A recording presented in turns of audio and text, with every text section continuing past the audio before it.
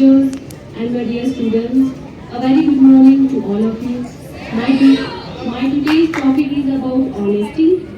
Honesty का मतलब है ईमानदारी. Honesty means being truthful.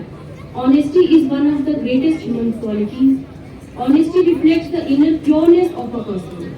It is a moral value which develops in childhood. A person must be honest in life. It makes us good human beings. There is a really famous proverb that honesty is the best policy, and this proverb is said by the famous person Benjamin Franklin. Honesty is speaking truth and believing in it. An honest person is not only respected but trusted in society.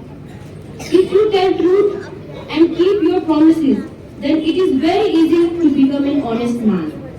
Being honest helps us maintain good relationships and avoid conflicts. It is the first duty of every human being to live with honesty.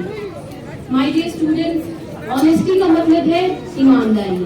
आज हम honesty को एक बहुत ही सुंदर सी कहानी से, जो कि आपने पहले भी समझी होगी और सीखी भी होगी और सुनी भी होगी, उस कहानी से हम ईमानदारी को समझेंगे, जो है एक वुड कटर की कहानी.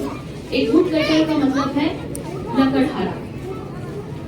एक वक्त की बात है, एक लकड़हारा एक पेड़ के ऊपर एक लकड़ियां काट रहा था और उन लकड़ियों को बेच के वो अपनी जिंदगी का गुजारा चलाता था.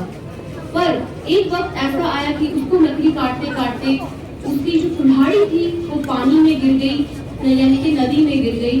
तभी नदी का एक एंजल बाहर आई और वो बहुत रो रहा था, बहुत बिलख रहा था कि मैं अब अपने परिवार का गुजारा कैसे करूंगा.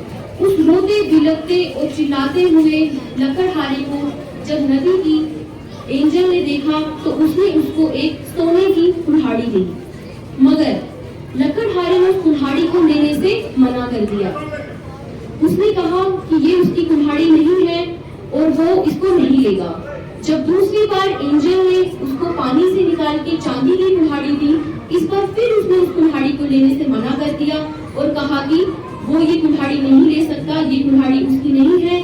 और वो फिर से रोते बिलखते हुए कहने लगा कि अब उसके परिवार का गुजारा कैसे होगा.